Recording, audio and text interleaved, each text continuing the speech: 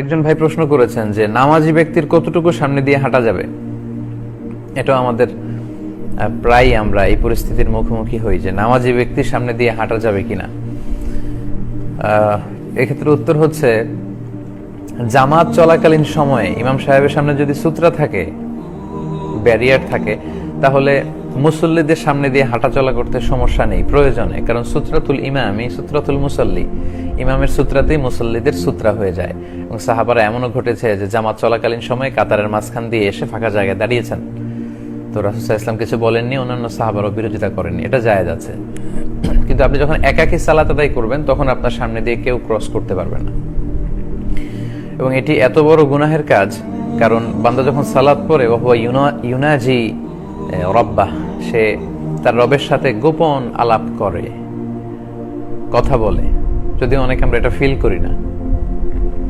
তো সেই সময় আপনি মাঝখান দিয়ে যাবেন, এটা মোটেও কাম্য না। এবং আল্লাহ রাসূল সাল্লাল্লাহু আলাইহি ওয়াসাল্লাম বলেছেন, লাউ ইয়ালামিল মারু বাইনা ইয়াদাইল মুসাল্লি মা আলাইহি মিনাল ইসম।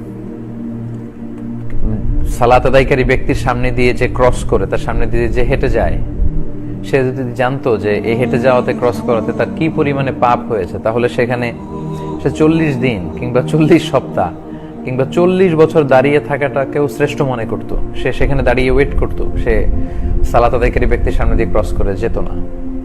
তো এত বড় হুঁশিয়ারি দেওয়ার পরেও আমরা যদি এটা কেউ করে ফেলি, এটা ঠিক হবে না। বেখেয়ালে অন্যদিকে তাকিয়ে আছি, চলে গেলাম, সেটা ভিন্ন কথা। কিন্তু আমাদের মধ্যে অনেকেই দেখা যায় যে সালাত আদায় করছে, তার সামনে দিয়ে হেঁটে যাচ্ছি, এটা যেন আমরা কখনো না করি। তো ভাই প্রশ্ন করেছেন যে কতটুকু সামনে দিয়ে যাওয়া যাবে।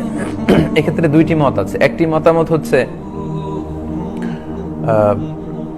সিজদার জায়গা যদি সূত্রা কেউ দেয়, প্রথম কথা হচ্ছে কেউ যদি সূত্রা দিয়ে সালাত পড়ে, তাহলে সূত্রার বাইরে দিয়ে আপনি যেতে পারবেন, সূত্রার ভেতর দিয়ে আপনি যেতে পারবেন না, এক্সেপ্ট মসজিদুল হারাম, এরকম খুব ক্রাউডি জায়গা, যেখানে যেটা মাতাফ এবং মুসাল্লা একসাথে, তাওয়াফেরও জায়গা আবার সালাতেরও জায়গা, তখন সামনে দিয়ে গেলে সেটা ভিন্ন ব্যাপার।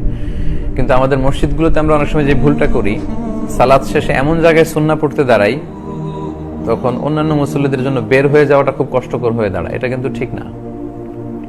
আপনাকে এমন জায়গায় দাঁড়াতে হবে, সালাত শেষে সাহাবারা মসজিদে নববীর যে উস্তুয়ানা পিলারগুলো আছে, ওগুলো খুঁজে খুঁজে সবাই দাঁড়িয়ে যেতেন সালাত পড়ার জন্য। তো আমরাও যেন এরকম এমন জায়গায় দাঁড়াই যাতে অন্যদের ক্রস করতে, হেঁটে যেতে সমস্যা না হয়। অথবা এখন আলহামদুলিল্লাহ মসজিদগুলোতে ছোট ছোট সূত্রা পাওয়া যায়, সূত্রা নিয়ে যেন দাঁড়াই। তো কেউ যদি সূত্রা দিয়ে সালাত আদায় করে, তার সূত্রার ভেতর দিয়ে যাওয়া যাবে না। আর সূত্রা ছাড়াও যদি পড়ে, তাহলে তার সেজদার জায়গা পর্যন্ত যাওয়া যাবে না, তার বাইরে দিয়ে যাওয়া যাবে। আরেক বর্ণনায় আছে সালাসাতু আযরু, 3 গজ বা 3 হাত। আপনি যেখানে মুসাল্লায় সালাত আদায় করতে দাঁড়ালেন, 3 হাত হিসেব করে তার বাইরে দিয়ে যেতে হবে, এর ভেতর দিয়ে আপনি যেতে পারবেন না। এবং এটাকে আল্লাহ রাসূল সাল্লাল্লাহু আলাইহি ওয়াসাল্লাম এতটা শক্তভাবে প্রেসক্রাইব করেছেন যে কেউ যদি সূত্রা দিয়ে সালাতে দাঁড়ায়, আর এই সূত্রার মাঝখান দিয়ে কেউ যদি ক্রস করতে চায়, তাহলে ফালিয়াদফাহু, মুসল্লি যেন তাকে থামিয়ে দেয়। আপনি সালাত পড়ছেন, সূত্রা দিয়ে কেউ যাচ্ছে, আপনি তাকে থামিয়ে দিবেন। আল্লাহ রাসূল সাল্লাল্লাহু আলাইহি ওয়াসাল্লাম এটা রেকমেন্ড করেছেন, এতে সালাত নষ্ট হবে না। সে হয়তো বেখেয়ালে যাচ্ছিল, আপনি থামিয়ে দিলে সে বুঝে যাবে, এই পাপ থেকে সে বেঁচে যাবে। আবার যদি আসতে চায়, আল্লাহ রাসূল সাল্লাল্লাহু আলাইহি ওয়াসাল্লাম বলেছেন ফালিয়ুকাতিলহু, সেজন্য তাকে ধাক্কা মারে, সেজন্য তাকে অ্যাটাক করে। তো অ্যাটাক করার উদ্দেশ্য এই না যে আমি সালাতে পড়ে সালাত চলাকালীন অবস্থায় আরেকজনকে আঘাত করবো, ঘুষি মারবো না।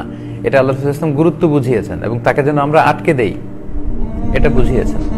তো সম্মানিত ভাই, তাহলে কতটুকু সামনে দিয়ে যাওয়া যাবে? আমরা বলবো যে সূত্রা থাকলে সূত্রার ভেতর দিয়ে যাওয়া যাবে না, বাইরে দিয়ে যাওয়া যাবে। সূত্রা না থাকলে সেজদার জায়গা কিংবা অ্যাজিউম করে 3 হাত পরিমাণ জায়গার বাইরে দিয়ে আমাদেরকে যেতে হবে।